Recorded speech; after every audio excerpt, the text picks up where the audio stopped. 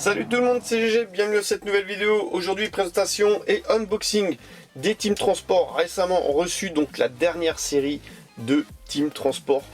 Et on va bien sûr faire l'unboxing. Mais avant tout, n'hésitez pas à vous abonner à la chaîne, à activer la cloche de notification, à liker, à partager, à mettre des commentaires. Voilà, j'essaye d'y répondre quasiment à chaque fois. Et ça me fait super plaisir. Bientôt on va passer la barre, voir si au moment où cette vidéo sera en ligne, on aura peut-être passé la barre des 3000 abonnés. Il y aura sûrement une surprise. Voilà, je réfléchis fortement à une surprise. Et maintenant on va passer tout de suite à l'unboxing. Alors, pour rappeler, c'est la série Team Transport. Et voici ce qui est proposé. Volkswagen Baja Bug, wide avec le wide open, la Chevrolet Corvette Stingray coupé custom avec le Fleet Flyer, la Dodge Dart 68 avec le Horizon Hauler et la Mazda 787B avec le Sakura Sprinter. Alors comme vous le savez, j'en ai pris que deux. Alors pas parce que je n'aime pas les autres, quoique celui-là, bof, je suis pas trop fan des véhicules, des protos. Et donc là je kiffe, on reste dans les américaines. Le Baja Bug, je suis pas super fan, mais voilà, je me suis tâté à le prendre. Pourquoi pas, peut-être dans une prochaine vidéo, on verra. En tout cas voilà, on va commencer avec la Dodge Dart de 68 et le Horizon Hauler. Donc comme d'habitude, regardez, c'est ouvert proprement. Il y a beaucoup qui me demandent comment je fais, hein. Tout simplement, n'hésitez pas à aller voir, j'avais fait une vidéo unboxing, spécial unboxing de tous les... que je mettrai d'ailleurs en lien, hein, je pense, de la vidéo. Allez, maintenant on va découvrir ensemble la miniature. Pour ceux qui ne connaissent pas les Team Transport, voici comment ça se présente. Alors, on recadre un petit peu, histoire de... Voilà, comme ça. Alors, déjà, ça roule. Et ça roule plutôt bien. Il faut savoir que les roues gomme Hot Wheels, il n'y a franchement rien à dire de ce côté-là. Allez, on va commencer avec le Horizon Hauler.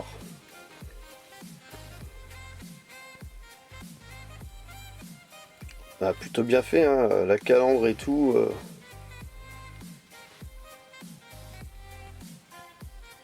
super sympa. Donc là c'est du métal, là c'est du plastique, les réservoirs sont en plastique, les dessous c'est du métal. N33, 33e semaine de 2020. Voilà, donc après en ce qui concerne mon avis perso, alors je le trouve super bien. Donc il y a possibilité, regardez, de mettre la voiture soit plus près devant, soit à l'arrière. Il y a les blocs roues arrière, vous voyez. Donc là, elle était présentée comme ça dans le blister. Il y a possibilité de la mettre comme ça aussi. Alors, on va revenir au Horizon Hauler. Donc, super beau. Belle peinture. Franchement, bien fini. Par contre, le petit bémol que j'aurais à dire, sur un camion, j'aurais peut-être pas mis de pneus slick. Voilà, j'aurais plutôt mis des pneus avec striés, tout simplement. Et le deuxième petit bémol, on va dire qu'il n'y a pas de rampe. Ce n'est pas amovible. Voilà, il manque la petite partie rampe derrière pour faire descendre le véhicule, ou un système pour faire style ben. Voilà, sinon c'est très lourd en main, super finition, franchement c'est top. Mais bon, vu que c'est pas strié, ça roule presque encore mieux quoi. Allez, on passe à la Dodge Dart de 68. Sympa, hein. Vous voyez comme quoi sur un châssis métal on peut mettre des petites finitions de peinture pour les optiques. Et ça suffit pour faire toute la différence. Voilà, superbe peinture, donc de la même couleur que un espèce de rose magnifique, de la même couleur que le Horizon Hauler, que le truck. En ce qui concerne le côté, si ça veut bien focaliser, des petits sponsors bien sympatoches, des jolies jantes blanches. Alors je l'ai pas dit, il y avait des jantes blanches, mais un petit peu basiques hein, sur le Horizon Hauler. Voilà, donc là des jolies jantes blanches, des pneus slick. Donc là un petit peu moins dérangeant. C'est sûr que j'aurais préféré des roues gomme, mais bon là on voit que c'est un véhicule de course, donc les pneus slick sont obligatoires. À l'arrière, c'est marqué Dart. Là, avec les optiques rapportées, c'est plutôt sympa. Petite finition sur le capot aussi. Il y en a vraiment un petit peu partout à voir. Donc franchement une bonne note. Allez hop, on va trouver toujours comme d'habitude un petit bémol. Qu'est-ce que j'aurais fait? J'aurais mis peut-être un petit peu de gris ici. Refaire mieux l'entrée d'air ici. Et pas tout rose comme ça, j'aurais fait, voilà. C'est peut-être le seul petit truc. Et encore franchement c'est infime. Alors une très bonne note pour cette combinaison Team Transport. On va tout de suite passer au deuxième Team Transport. Alors, je vais juste essayer de ranger proprement. Ça après quand je vais le ranger, ça sera pas le voile. Voilà, donc le deuxième Team Transport avec la Chevrolet Corvette Stingray coupé custom. Alors j'allais dire une année, ça va être du 65. Comme il y a le numéro 65, à mon avis, ça doit être l'année. Et le Fleet Flyer. Allez, hop, on ouvre. Pareil, regardez, c'est ouvert proprement, on n'y voit que du feu, on voit pas que c'est déjà ouvert. Hop, on pousse ça de côté, histoire d'avoir champ libre pour la vidéo, tout simplement, si ça veut bien se positionner, voilà. Ensuite, on fait quand même attention en sortant, parce que la miniature, elle tient quand même en équilibre dedans, voilà. Ça se présente comme ça. Hop, vous voyez, elle sort toute seule. Alors, on va commencer avec... Alors, faut savoir que dans les Team Transport qui sont fermés comme ça, il y a toujours une partie en plastique à l'intérieur pour retenir la voiture. C'est-à-dire que là, je peux actuellement pas la pousser plus. C'est pas du tout un vice de fabrication, c'est tout simplement une protection. Voilà. Quand on les ouvre, on constate. Après, on arrive facilement à rentrer maintenant la miniature dedans et à fermer. Voilà, bon, non, voilà, on va l'ouvrir juste pour pas faire de bugne à la voiture. Voilà, en tout cas, ça rentre juste, c'est cool. Allez, on commence avec le Fleet Flyer, plus en détail.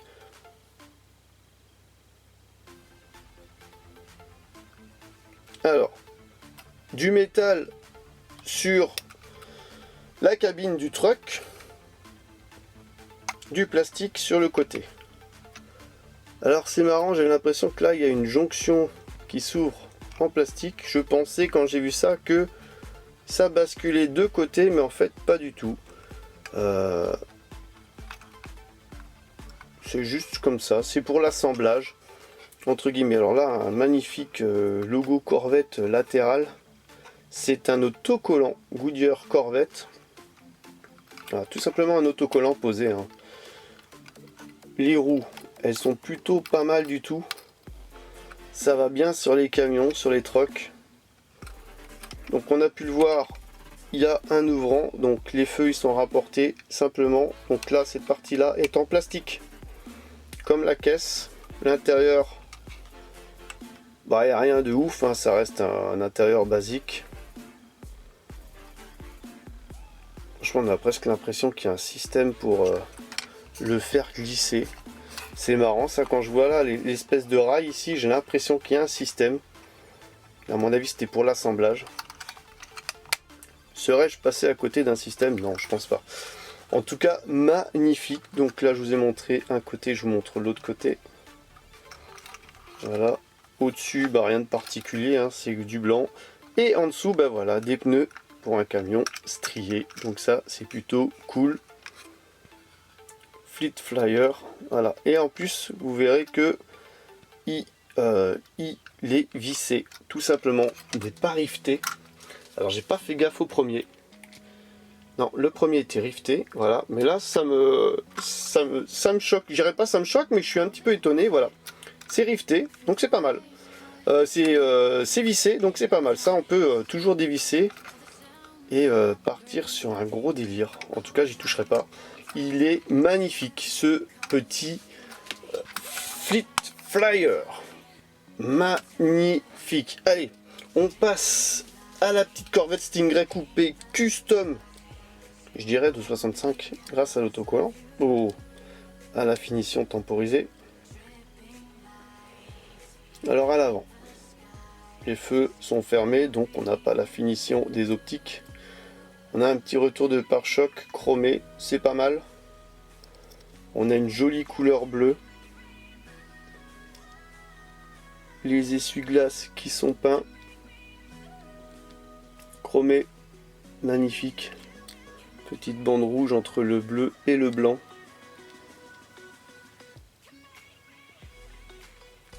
Le logo sur la trappe à essence. Le petit logo Corvette aussi. Super beau, super beau, super beau. Alors je suis pas super fan des Corvettes en règle générale, mais celle-ci je la trouve plutôt magnifique. C'est vraiment un super moule.